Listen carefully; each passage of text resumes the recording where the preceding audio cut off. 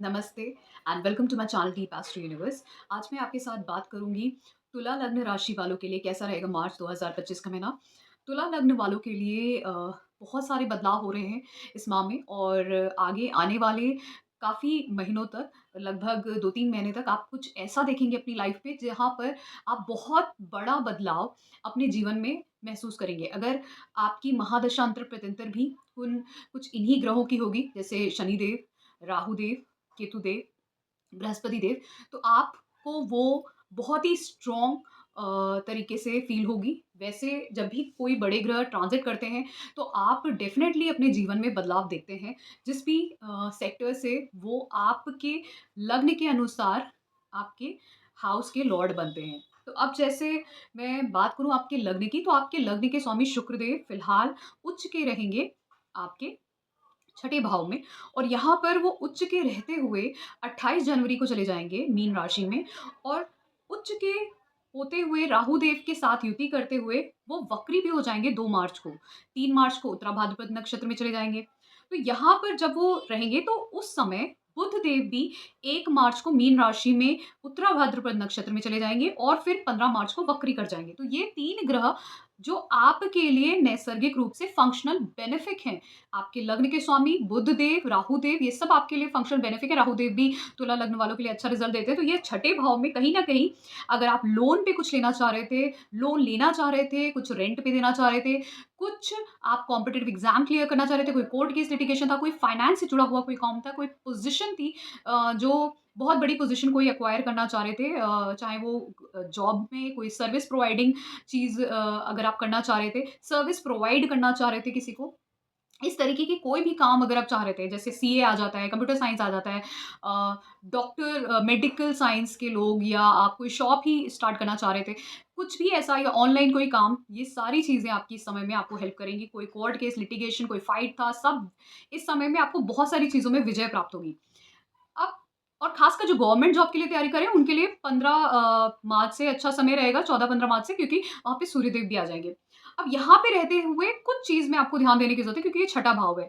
यहाँ पर हम षड्रिपु की बात करते हैं, तो षड्रिपुज़ की जब बात करते हैं, तो यहाँ पे काम, क्रोध, लोभ, मोह, मद, मात्सर्य में अगर आपकी कोई भी आदतें अगर आपकी कोई खराब है, जहाँ पे आप नॉन-वेज खाते हैं, ड्रिंक करते हैं, स्मोकिंग करते हैं, गैम्बलिंग करते हैं, तो वहाँ पर आपको डिफ़िकल्टीज़ हो सकती है, प्रॉब्लम हो सकती है, आपके अंदर गंदी आदतों की वजह से।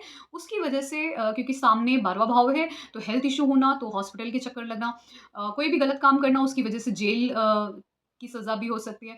फिर उसके बाद अगर आप लॉ ब्रेक करते हैं, फिर उसके बाद अगर आप कुछ ऐसा करते हैं जहाँ पर आपका धन का व्यय हो सकता है। तो ये सभी चीज़ें हैं जो अगर आप बैलेंस आउट करते हैं तो ये रिज़ल्ट आपको बहुत अच्छा देगा ये जो युति है, जो छठे भाव में है आपके। और अगर आप यहाँ पर थोड़ा-सा भी अपनी लाइफ़ में कुछ गलत दिशा में जाएँगे तो ये आपको प्रॉब्लम भी क्रिएट करेगा। पर बहुत सारी चीज़ों में आपको सफलता भी प्राप्त होगी इस समय में। तो ध्यान रखिएगा आपको क्या करना है। अनअर्न्ड मनी भी मिलने के बहुत स्ट्रॉन्ग चांसेज़ हैं इस समय में।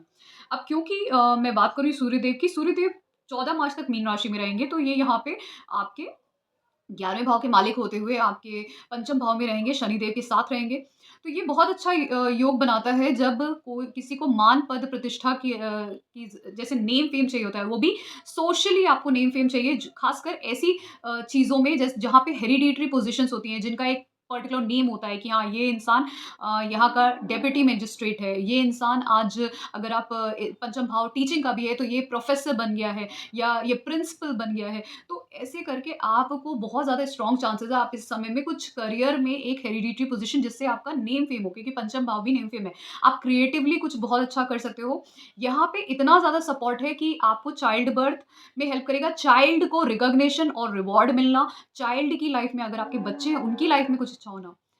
बच्चों की लाइफ में कुछ अच्छा होना, इस तरीके की चीज़ें यहाँ पे दिखती हैं। साथ में अगर आप ध्यान देंगे तो ये आपको रिकॉग्निशन, नेम, फेम और पोज़ीशन दिलाने के लिए बहुत सक्षम है।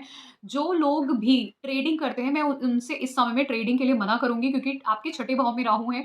राहु छठे भाव में होते हैं, आपको ट्रेडिंग से बचना चाहिए, गैम्बलिंग से। कोई भी आपके अंदर कोई भी ऐसी आदत है, जो आपको हार्म कर सकती है, तो ख़ासकर जेल ले जाना, अननेसेसरीली आपका पैसा एक्सपेंडिचर करवाना हेल्थ इश्यूज़ होना, तो उस पे आपको ध्यान देना चाहिए, वरना ये छठे भाव के राहु देव, शुक्र देव और बुध देव के साथ आपको बड़ी पोज़ीशंस में कम्युनिकेशन स्किल्स अच्छे, प्रॉपर मेमोरी का यूज़ करके बहुत कुछ लाभ करना, ये सारी चीज़ें बहुत कुछ कर सकते हैं। आप अपने कम्फ़र्ट के लिए बहुत कुछ पैसे खर्च करेंगे, एन्जॉय करेंगे। तो ये जो मिक्स्ड रिज़ल्ट आपको मिलने वाला है, उस पे डिपेंड करता है कि आपकी कुंडली कितनी स्ट्रॉन्ग है और किस तरीके का कैरेक्टरिस्टिक्स है आपका। तो उस पे डिपेंड करता है। अब यहीं पे सूर्यदेव जैसे ही मीन राशि में एंटर करेंगे आपके 14 मार्च से, वहाँ पे ध्यान रखिएगा कि उनके एंटर करते हुए ही जो मैंने बोला गवर्नमेंट पोज़ीशन क्लियर करना, कोई अगर आपको अपने बच्चों के लिए कुछ करना था, उनका कोई कॉम्पिटिटिव एग्ज़ाम था, वो कुछ आगे बढ़ना चाह रहे थे, समाज में कुछ करना चाह रहे थे, उनके साथ बट हाँ, ध्यान रखिए लव रिलेशनशिप में फाइट्स के चांसेस दिखते हैं। बच्चों के साथ भी कुछ क्लैशेज़ होंगे, ईगो क्लैशेज़ होंगे बट स्टिल यहाँ पे उनके लिए भी बहुत अच्छा समय दिखता है। कहीं ट्रैवल के लिए जा सकते हैं, उनके साथ कुछ ट्रैवल होना, इस तरीके के भी चांसेस यहाँ पे दिखते हैं। आपकी मेहनत से आप जितना परिश्रम करते हैं, क्योंकि जो आपके कर्म कारक ग्रह हैं शनिदेव, उनसे दूसरे भाव में ये सभी ग्रह रहेंगे तब तक की, तो आप अपनी मेहनत से बहुत कुछ धन लाभ या कुछ बड़ा ऊँचा पोज़ीशन या ट्रैवल के चांसेस, बहुत सारी चीज़ें या एन्जॉय करना, पार्टी करना, इस तरीके के चांसेस यहाँ पे इस समय में दिखते हैं।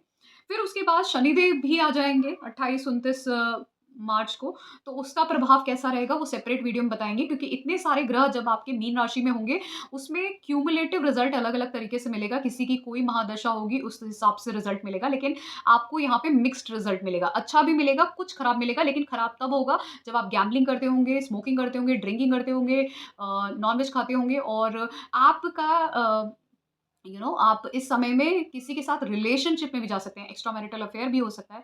इसके भी चांसेस हैं कि आप गलत डायरेक्शन में जाएँ, क्योंकि छठा भाव हमारी षड्रिपु का है। किसी से लड़ाई झगड़ा मत करिएगा, मतभेद मत लाइएगा। शनिदेव आपके पंचम भाव में है, शनिदेव अब अपनी राशि परिवर्तन करने वाले हैं, कुंभ राशि में हैं, तो आपको जितना भी अभी तक आपको लाभ नहीं मिला है, खासकर मकर राशि का या कुंभ राशि का, तो वो इस समय में जाते-जाते आपको मिल जाएगा। अगर आप प्रॉपर्टी बाय करना चाह रहे थे, व्हीकल बाय करना चाहते या आप अपनी स्कूल की एजुकेशन से बैचलर एजुकेशन में के लिए ट्राई कर रहे थे, कॉम्पिटिटिव एग्ज़ाम दे रहे थे, क्लियर होके आपको पोज़ीशन मिल सकती है। कुछ लोग चाइल्ड बर्थ के लिए सोच रहे थे, कुछ लोग कुछ हो सकता है अपने मदर के लिए, अपनी फैमिली के लिए कुछ करना चाह रहे थे, तो ये सभी समय आपके लिए कुछ लोग शादी में रुकावट आ रही थी, कुछ लोग शादी करना चाह रहे थे लेकिन शादी में प्रॉब्लम आ रही थी क्योंकि शनिदेव पंचम भाव से सप्तम भाव को देख रहे थे या शादी में प्रॉब्लम्स आ रही थी।